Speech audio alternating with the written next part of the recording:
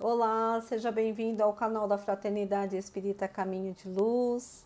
Que a paz do nosso Mestre Jesus possa nos envolver agora e sempre. Meus amigos, mais uma vez nós nos reunimos em nome de Jesus para refletir sobre um tema que se encontra no Evangelho segundo o Espiritismo, codificado por Allan Kardec. Mas antes, vamos aos nossos recados. A nossa casa, ela continua com seus trabalhos na área social e nós necessitamos de alimentos para a montagem e a distribuição das cestas básicas. E nós agradecemos a todos que puderem contribuir conosco. Também nós estamos recolhendo óleo usado, assim como aceitando doação de roupas novas ou seminovas. Todos os sábados, das 15 às 16 horas, a nossa casa estará aberta para receber as doações. Sendo assim, recados dados, vamos à nossa prece? Vamos nesse momento, então, asserenando os nossos corações e as nossas mentes. Vamos nos sentando de uma forma mais confortável. E vamos respirando profunda, calmamente. Vamos nos harmonizando e vamos nos ligando à espiritualidade amiga. Jesus amigo, mais uma vez reunidos em Teu nome, nós rogamos ao Teu generoso coração que nos envolva em suas vibrações amorosas, para que possamos assimilar as reflexões aqui contidas. E que ao término do nosso Evangelho possamos nos sentir mais tranquilos, mais esclarecidos, compreendendo melhor as nossas dificuldades, as dificuldades dos nossos irmãos, compreendendo as nossas próprias fragilidades e assim seguirmos confiantes no caminho que o Mestre veio nos mostrar. Que em Teu nome, Mestre Jesus, em nome da equipe espiritual que coordena o nosso Evangelho e, sobretudo, em nome de Deus, o nosso Pai Maior, iniciamos o nosso Evangelho dessa noite com a prece que Jesus nos ensinou. Pai nosso que estais nos céus, santificado seja o vosso nome. Venha a nós o vosso reino. Seja feita a vossa vontade, assim na terra como nos céus. O pão nosso de cada dia nos dai hoje. Perdoai as nossas ofensas, assim como nós perdoamos a quem nos tem ofendido. E não nos deixeis cair em tentação, mas livrai-nos de todo o mal. Que assim seja, graças a Deus e graças a Jesus. O nosso tema de hoje ele é pertencente ao capítulo 21, os falsos cristos e os falsos profetas. E é interessante ressaltar que a palavra profeta, ela é atribuída àquele que tem o dom de predizer o futuro, pois alguns tiveram a revelação ou intuição. Mas a palavra profeta, ela tem uma significação mais ampla, aplicando-se a todo o enviado de Deus com a missão de instruir os homens e lhes revelar as coisas ocultas, os mistérios da vida espiritual. E nós iniciamos a nossa reflexão de hoje com as palavras de Jesus, que estão contidas em seu Evangelho. Guardai-vos dos falsos profetas, que vêm a vós com vestidos de ovelhas, e por dentro são lobos, roubadores. Pelos seus frutos os conhecereis. Porventura os homens colhem uvas dos espinheiros, ou figos dos abrolhos?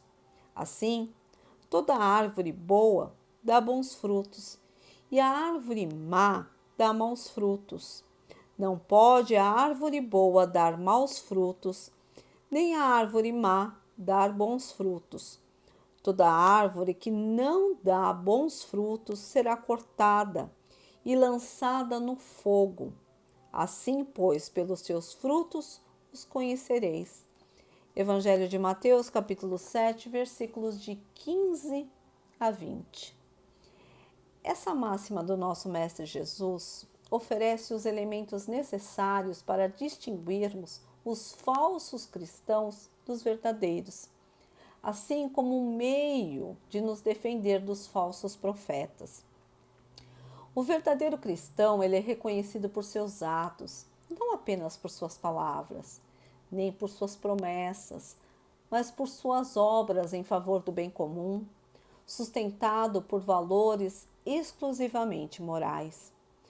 Quando Jesus diz que todas as árvores que não dão bons frutos serão cortadas e lançadas ao fogo, essas árvores, elas representam as obras dos homens, as ideias vazias que, a pretexto de promover o bem, geram desavenças, porque as suas ideias estão carregadas de sentimento de ódio, de vingança, de preconceito.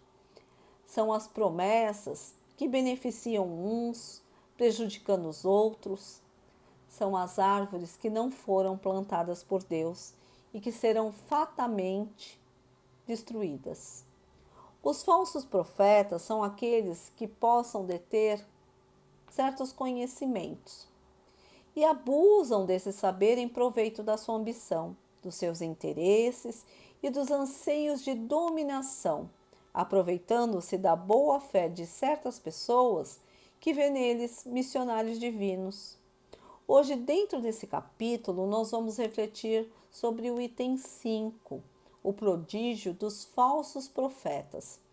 E essa mensagem a qual nós iremos refletir, ela vem do próprio codificador da doutrina espírita, Allan Kardec, que faz referência às palavras de Jesus contidas no Evangelho de Mateus e de Marcos, que diz: porque se levantarão falsos cristos e falsos profetas que farão grandes prodígios e sinais espantosos para enganarem até mesmo os escolhidos.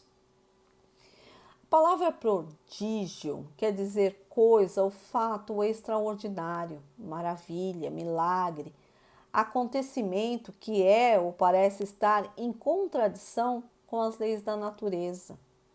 Jeremias nos preveniu e foi o próprio Jesus que nos deu as diretrizes da importância de observarmos a conduta dos profetas, que agora nós reconhecemos como médiuns, que são os intermediários entre o mundo espiritual e o mundo físico. Antigamente, nas religiões politeístas, que acreditavam em vários deuses, os médiuns eram também chamados de magos, de pitonisas, de sibilas, de bruxas e feiticeiras. No Novo Testamento, no Atos dos Apóstolos, nos itens de 8 a 10, escrita pelo evangelista Lucas, conta-se que Pedro, o discípulo de Jesus, quando chegou a Samaria, havia lá um mago chamado Simão. E quando ele viu Pedro ser envolvido pelo Espírito Santo, que não é apenas um único espírito, mas sim espíritos elevados, como no caso de Pentecostes, onde houve a manifestação de vários espíritos. E esse Simão, ele tinha uma mediunidade, mesmo que equivocada. E ele ficou tão entusiasmado, ele considerou tão sensacional, que quis comprar a mediunidade do discípulo Pedro.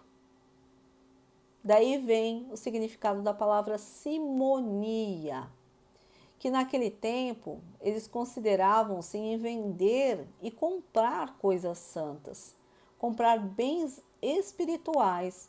Na Idade Média se vendia indulgência, bênçãos, havia até compra de perdão, que foram registradas em várias fases da história, motivo pelo qual Francisco de Assis começou a nos alertar sobre essas coisas, que não poderia ser feitas assim, que era necessário conquistá-las por seus próprios esforços. Martinho Lutero promulgou 95 teses que foram colocadas nas portas das igrejas condenando a simonia. nós podemos vender algo que não é nosso? A mediunidade não nos pertence, portanto, ela não pode ser vendida, assim como as orações, o perdão, a indulgência. O Chico Xavier, ele foi um exemplo da mediunidade ser um instrumento para o bem. Ele utilizou dela para realizar um trabalho em benefício de muitos dentro de nossa doutrina. Através da sua psicografia, ele escreveu mais de 400 livros, com milhares de exemplares vendidos, e doou os seus direitos autorais para a caridade. Então, a sua mediunidade, ela foi utilizada para o seu verdadeiro fim. E Chico Xavier, ele demonstrou a sua estatura moral, que fez com que ele alcançasse o patamar de elevado respeito, tanto dos encarnados quanto dos desencarnados. Quando Chico ele psicografou o livro Paulo e Estevão através do Espírito Emmanuel, ele teve o respaldo dos espíritos superiores, que fizeram um círculo, um elo de proteção para que nada pudesse prejudicar a obra. E conta-se nesse livro que Chico foi realmente levado a ver determinadas cenas ocorridas nesse livro. Conta-se que no livro, quando Paulo de Tarso, que é o convertido de Damasco, chegou à comunidade de Filipos com Silas, ali havia uma pitonisa famosa, porém ela era utilizada por espíritos menos evoluídos. E durante a pregação na praça pública, a jovem ela passou a gritar, dizendo que eles, Paulo e Silas, eram emissários de Deus do Altíssimo, que eram anjos. Paulo de Tarso, porém, que percebeu a estranha influência que a dominava, desceu e ordenou que o espírito perverso dali se retirasse e desaparecesse para sempre. E disse, mas que eles não eram anjos, e sim trabalhadores em nome de Jesus Cristo, em luta com suas próprias fraquezas. E nós, como nós devemos fazer para verificar se os espíritos são realmente de Deus? Nós os reconhecemos por suas características morais. O discípulo João, ele disse, não acrediteis em todos os espíritos, experimentai se os espíritos são de Deus. Os espíritos equivocados, eles têm a função de trazer o desentendimento, a desarmonia, e muitas vezes eles buscam impor como mais forte que a nossa própria vontade. Por exemplo, quantas vezes nós nos programamos, isso antes da pandemia, para ir à casa espírita? E acaba dando tudo errado para nós não irmos. Ou nós desanimamos. Nesse caso, nós podemos estar sendo influenciados por um desses irmãos equivocados. E como nós devemos agir quando nos vier esses pensamentos de desânimo? Nós devemos orar. A prece realizada de coração, com um firme propósito de sermos mais fortes, nos permite que os bons espíritos se aproximem de nós e que os maus se afastem. Esses espíritos equivocados, eles também têm a função de, por vezes, nos dar qualidades as quais ainda não temos condições de obter, com a finalidade que o nosso orgulho e a nossa vaidade seja a nossa queda moral. Ou então eles exageram nas nossas fraquezas. Daí pensamos, eu não dou conta de dar essa palestra, de dar essa aula, esse passe, de fazer essa sopa. Muitas vezes nós estamos sofrendo influência desses espíritos. mas nós não podemos afirmar que é. Mas nós somos espíritos ainda imperfeitos e nós nos sintonizamos com aqueles que possuem o mesmo padrão vibratório que o nosso. Esses lançam a desunião, muitas vezes em nossos lares, em nossos trabalhos realizados na casa espírita, quando nós passamos a reparar apenas nos pontos negativos dos nossos companheiros de ideal espírita. E esses espíritos buscam nos confundir, disfarçam a realidade e distorcem a verdade. Por isso a importância de aprender a observar os nossos pensamentos. Nós devemos ser vigilantes em nossos pensamentos, pois são através deles que as nossas ações são desencadeadas. Por um minuto de descuido, de invigilância, nós podemos criar situações graves que trarão consequências nefastas para nós por muitos séculos, pois nós somos espíritos eternos. E tão recomendado orai e vigiai, eles devem estar sempre aliado à disciplina. A disciplina do silêncio, necessária dentro de uma casa espírita.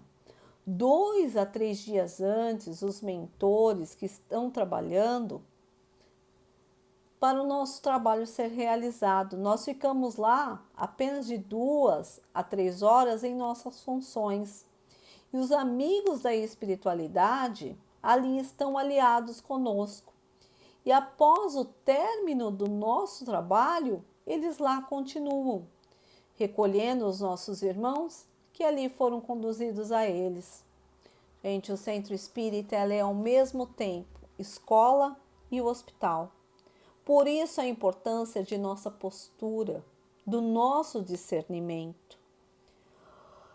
Por isso, principalmente aos médios, a importância dos estudos da doutrina espírita, aliada aos ensinamentos do nosso Mestre Jesus, para não corrermos o risco de sermos nós os falsos cristos e os falsos profetas. Não executando fielmente os nossos deveres, desperdiçando os dons que nos foram emprestados por Deus em favor do nosso autoaprimoramento. Toda vez que nós olvidamos das nossas obrigações de solidariedade para com os nossos semelhantes que prejudicamos, o serviço que nos cabe, que fugimos aos nossos testemunhos de humildade, que oprimimos as criaturas inferiores, nós estamos sendo os falsos cristos e os falsos profetas do ideal superior que nós abraçamos com o Cristo. Lembrando que a mediunidade, ela não é um privilégio dos trabalhadores do movimento espírita. Há médiuns em todas as religiões. Lutero, ele ouvia vozes do mundo espiritual. Teresa d'Ávila relatou visões de outros planos. Gente, a nossa mediunidade, ela deve estar respaldada no bem ao próximo, na caridade, no amor. E o falso profeta não é somente aquele que perturba o serviço da fé religiosa, podendo haver falsos profetas em todos os demais setores da sociedade. Por isso, a importância do nosso comportamento ético. Essas pessoas que publicam notícias falsas, as fake news, são falsos profetas, pois querem plantar somente a discórdia.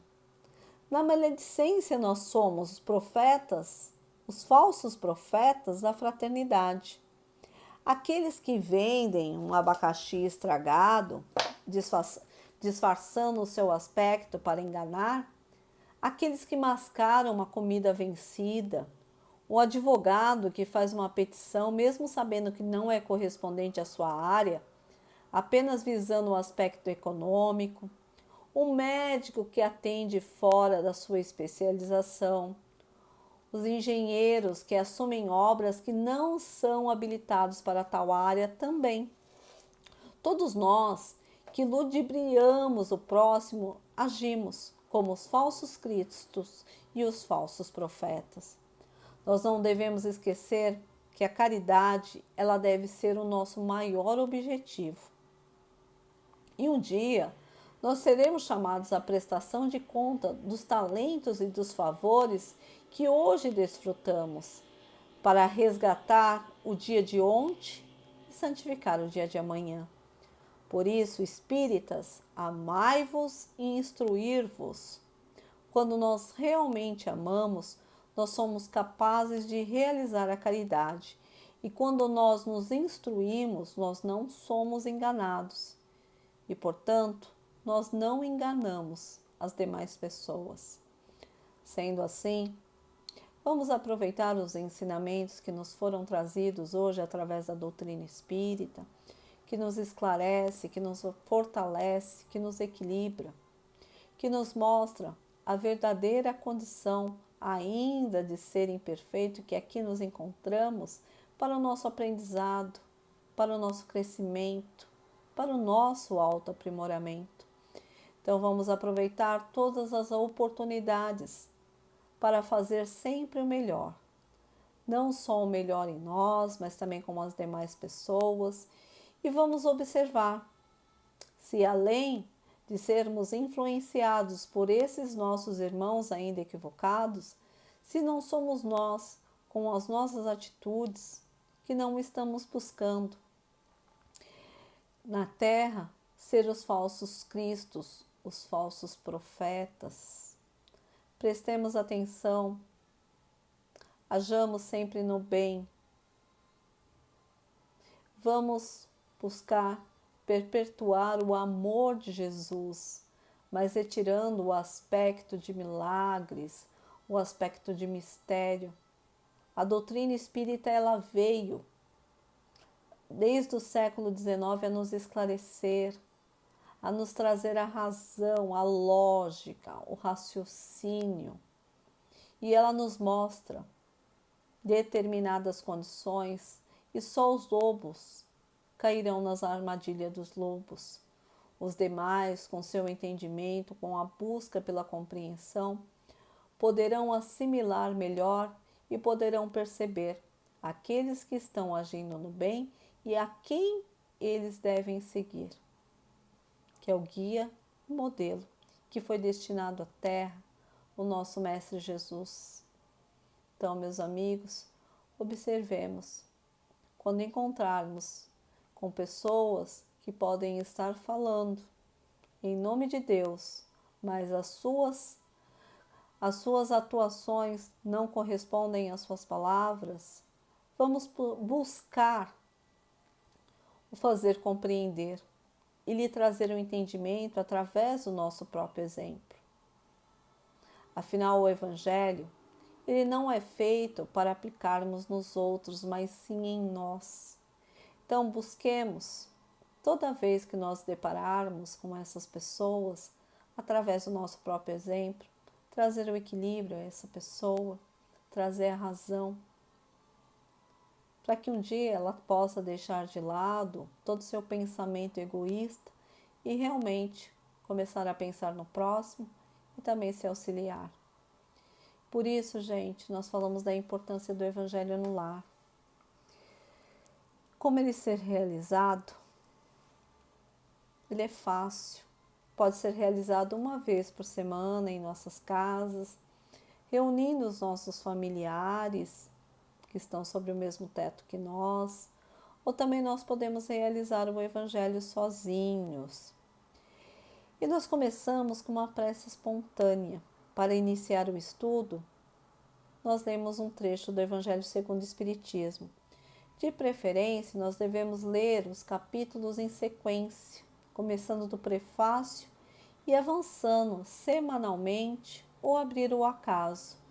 A leitura ela deve ser breve, para que possamos entender aos poucos o ensinamento. Peça aos seus familiares que comentem também sobre o trecho lido. Caso você esteja sozinho, faça você mesmo os comentários. E nós podemos também utilizar de livros com mensagens edificantes. sempre voltadas aos ensinamentos do Cristo. E para melhor compreensão das crianças, já existem livros apropriados à realização do Evangelho. Após a leitura, os comentários, nós fazemos as nossas vibrações. Lembrando que vibrar é desejar os nossos melhores pensamentos e os nossos melhores sentimentos em favor daqueles que necessitam. Então vamos aproveitar esse instante e também realizar as nossas vibrações. Vamos nesse momento, então, mais uma vez, mentalizando a figura meiga do nosso Mestre Jesus.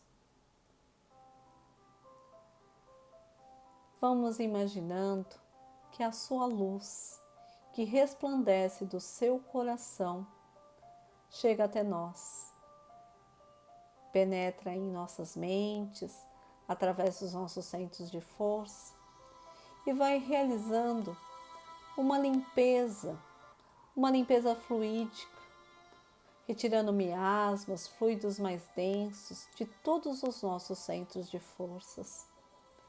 Vai nos retirando de nossa mente pensamentos negativos, de insegurança, de medo, de descrença. E vai nos incitando ao amor, à esperança, à coragem e ao bom ânimo. Essas luzes que são espargidas por todo o nosso organismo através dos nossos centros de força, ela vai reequilibrando, harmonizando a cada um deles. E nesse momento, todas as células do nosso corpo vibram a luz do nosso Mestre Jesus. E assim, nós nos colocamos à disposição da espiritualidade para doar também o que há de melhor em nós. Nesse momento, então, mais uma vez, vamos mentalizando essa luz que está sendo levada aos locais que houver maior necessidade. E vamos mentalizando essa luz adentrando aos hospitais, aos leitos de dores e trazendo ali o alívio, o conforto, a esperança, a cura física, mental, espiritual. Vamos mentalizando essa luz, banhando a todos aqueles que passam por suas necessidades em orfanatos, em asilos, nas ruas, nos presídios.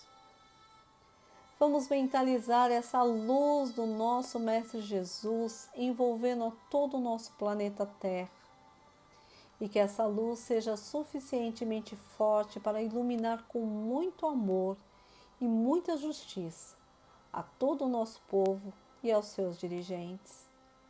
Vamos mentalizar essa luz adentrando o nosso lar e envolvendo a todos os nossos familiares em esperança, em harmonia, em equilíbrio, em paz. Que eles também possam ter a saúde física, mental e espiritual necessária. Assim, meus amigos, vamos mais uma vez mentalizando essa luz em nós mesmos. E vamos buscando o nosso esclarecimento, vamos contendo essa luz em nós, para que onde nós estivermos, nós possamos espargir essa luz que veio de Jesus e que possamos ser a esperança também, o conforto, o abraço amigo, mesmo à distância, de nossos irmãos que passam por processos muitas vezes mais dolorosos que os nossos. E assim, vamos nos despedindo, fazendo a oração do Pai Nosso, que foi ditada pelo Espírito Emmanuel. Nosso Pai, que está em toda parte, santificado seja o teu nome, no louvor de todas as criaturas. Venha a nós o teu reino de amor e sabedoria. Seja feita a tua vontade acima dos nossos desejos, tanto na terra quanto nos círculos espirituais. O pão nosso do corpo e da mente, dai-nos hoje. Perdoa as nossas dívidas. Ensina-nos a perdoar os nossos devedores com esquecimento de todo o mal. Não permitas que venhamos a cair sobre os golpes da tentação da nossa própria inferioridade. Livrai-nos do mal que ainda reside em nós, porque só em Ti brilha a luz eterna do reino e do poder, da glória e da paz, da justiça e do amor para sempre. Que assim seja. Que tenhamos uma semana de muita paz, uma semana iluminada e até a próxima oportunidade. Que assim seja.